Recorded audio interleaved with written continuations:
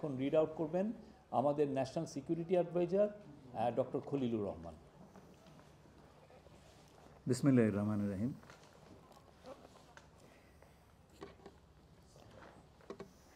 মাননীয় প্রধান উপদেষ্টা এবং বিএনপির ভারপ্রাপ্ত চেয়ারম্যান দুজনের অনুমোদিত যৌথ বিবৃতিটি আমি পাঠ করে শোনাচ্ছি। আজ বিএনপির ভারপ্রাপ্ত চেয়ারপারসন জনাব তারেক রহমান লন্ডনে সফররত প্রধান উপদেষ্টা প্রফেসর ডক্টর মোহাম্মদ ইউনূসের সাথে সাক্ষাৎ করেন। অত্যন্ত সৌহার্দ্যমূলক পরিবেশে তাদের বৈঠক অনুষ্ঠিত হয়। জনাব তারেক রহমান প্রধান উপদেষ্টার কাছে আগামী বছরের রমজানের আগে নির্বাচন আয়োজনের প্রস্তাব করেন। দলের চেয়ারপারসন বেগম খালেদা জিয়াও মনে করেন ওই সময় নির্বাচন অনুষ্ঠিত হলে ভালো হয়। প্রধান উপদেষ্টা বলেন যে তিনি আগামী বছর এপ্রিলের প্রথমার্ধের মধ্যে নির্বাচন অনুষ্ঠানের ঘোষণা দিয়েছেন। সকল প্রস্তুতি সম্পন্ন করা গেলে 2026 সালের রমজান শুরু হওয়ার আগের সপ্তাহেও নির্বাচন আয়োজন করা যেতে পারে। সেক্ষেত্রে সেই সময়ের মধ্যে সংস্কার ও বিচারের বিষয়ে পর্যাপ্ত অগ্রগতি অর্জন করা প্রয়োজন হবে। জনাব তারেক রহমান প্রধান উপদেষ্টার এই অবস্থানকে স্বাগত জানান এবং দলের পক্ষ থেকে তাকে ধন্যবাদ জ্ঞাপন করেন। প্রধান উপদেষ্টাও জনাব তারেক রহমানকে ফলপ্রসূ আলোচনার জন্য ধন্যবাদ জানান। আপনাদের সবাইকে ধন্যবাদ। আমরা 7টা কোশ্চেন নিব। আপনারা কোশ্চেনগুলো করবেন হচ্ছে আমাদের national security adviser doctor Khalilur Rahman এবং বিএনপির স্ট্যান্ডিং কমিটির মেম্বার আমির খসরু মাহমুদ চৌধুরী। প্লিজ। আমার একটা প্রশ্ন, জুলাই সনদ নিয়ে কোনো কথা হয়েছে কি আজকের বৈঠকে? না, জুলাই সনদ নিয়ে তো অলরেডি আলোচনা চলছে দেশে, এবং এই ব্যাপারে আমাদের মধ্যে অলরেডি সিদ্ধান্ত আছে যে ঐক্যমতের ভিত্তিতে জুলাই সনদ হবে, এবং সংস্কারের ব্যাপারেও একই উত্তর আমাকে দিতে হয় যে ঐক্যমতের পরিপ্রেক্ষিতে আমরা সংস্কার এবং জুলাই সনদ দুটাই করব। সকলের ঐক্যমতের পরিপ্রেক্ষিতে সেটা সিদ্ধান্ত নেওয়া হবে, এবং এটা আমি নিশ্চিত এটা খুব কম সময়ের মধ্যে আমরা সেই সিদ্ধান্ত নিতে পারব।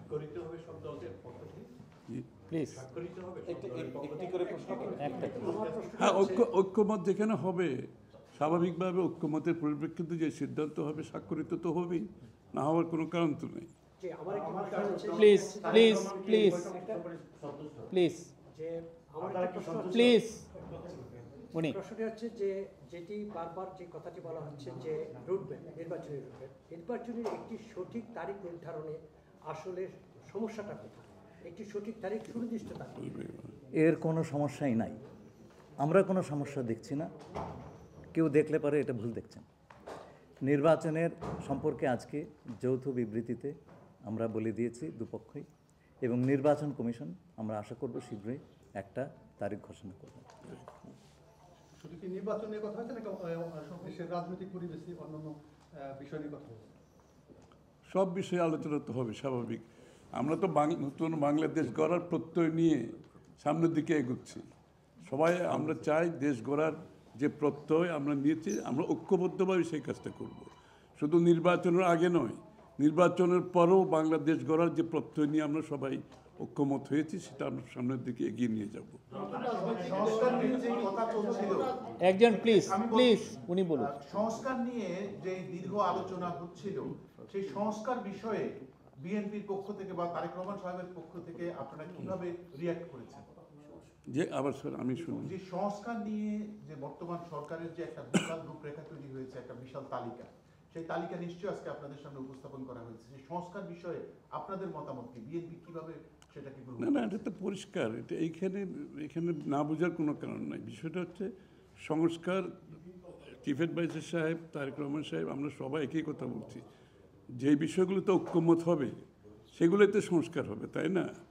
তো সংস্কারের বিষয়টা একটা চলমান প্রক্রিয়া। এমন না যে সব সংস্কার এখন শেষ হয়ে যাবে। এটা নির্বাচনের আগেও কিছু সংস্কার হবে যেখানে ঐক্যমত হবে, আর নির্বাচনের পরেও সংস্কার অব্যাহত থাকবে। কারণ আমরা যেই দেশ গড়ার প্রত্যয় নিয়েছি, সংস্কারের প্রয়োজনীয়তা সবাই অনুভব করছে এখানে। সুতরাং আগে পরে সংস্কার চলতে থাকবে। নতুন রাজনৈতিক দল আমার প্রশ্নটা হচ্ছে প্লিজ প্লিজ প্লিজ প্লিজ আমার প্রশ্ন হচ্ছে তারেক রহমান দীর্ঘদিন ধরে এখানে অবস্থান করছেন এবং স্বরাষ্ট্র উপদেষ্টাও বলেছেন ওনার দেশে ফিরতে কোনো বাধা নেই। ওনার এই ব্যাপারে কোনো আলোচনা হয়েছে কিনা বা কবে দেশে ফিরতে পারে? এই ব্যাপারে আলোচনার কোনো প্রয়োজনীয়তা আছে বলে আমরা মনে করি না। তারেক রহমান সাহেব যখন ইচ্ছা উনি দেশে ফিরে যেতে পারবেন, সুতরাং এটা সিদ্ধান্ত উনি নেবেন সময় মতো। আচ্ছা, আমি একটা প্রশ্ন করতে চাই। আমার প্রশ্ন আছে যে শেখ হাসিনার যে এই যে হত্যাযজ্ঞ, সেই হত্যাযজ্ঞের যে বিচার প্রক্রিয়া, সেই বিচার প্রক্রিয়ার সাথেও কিন্তু একটা বিষয় জড়িত। তিনি বলেছেন যে তার সময় অর্থাৎ নির্বাচনের আগেই শেখ হাসিনার যে বিচার প্রক্রিয়া তিনি শেষ করতে চান এবং পরবর্তীতে তাকে ফিরিয়ে আনার ব্যাপারে তিনি সিদ্ধান্ত নেবেন। এই ব্যাপারে আলোচনা হয়েছে কিনা, এবং যদি সেটা হয়ে থাকে তাহলে সেটাও এই নির্বাচনের রূপরেখার সাথে এটা কোনো প্রভাব ফেলবে কিনা? যৌথ বিবৃতিতে এর উত্তর দেওয়া আছে। সংস্কার এবং বিচার দুই বিষয়ে পর্যাপ্ত অগ্রগতি কথা বলা হয়েছে এবং আমরা মোটামুটি কনফিডেন্ট যে এই অগ্রগতি আমরা নির্বাচন আগেই দেখতে পাবো। সম্পন্ন করা নতুন রাজনৈতিক দল এনসিপি নির্বাচন কমিশন সংস্কার ছাড়া নির্বাচনে যাবে না বলে ঘোষণা করেছে। এই বিষয়ে কোনো আলোচনা এই ব্যাপারে এখানে আলোচনার কোনো সুযোগ আছে বলে আমি মনে করি না। এটা স্যার বলেন। কি হয়েছে? সকল দলের সম্মতিক্রমে নির্বাচনটা অনুষ্ঠিত হবে। আমরা সেরকমই চাচ্ছি। নির্বাচন কমিশন এই নির্বাচন কমিশনের অধীনে নতুন রাজনৈতিক দল নির্বাচনে যাবে না বলছে, এটা নিয়ে কোনো আলোচনা হয়েছে? এটা ওনাদেরকে জিজ্ঞেস করেন। এটা যার প্রত্যেকটি দলের নিজস্ব মতামত আছে, তবে আমরা সকলকে নিয়ে নির্বাচনটা করতে চাচ্ছি।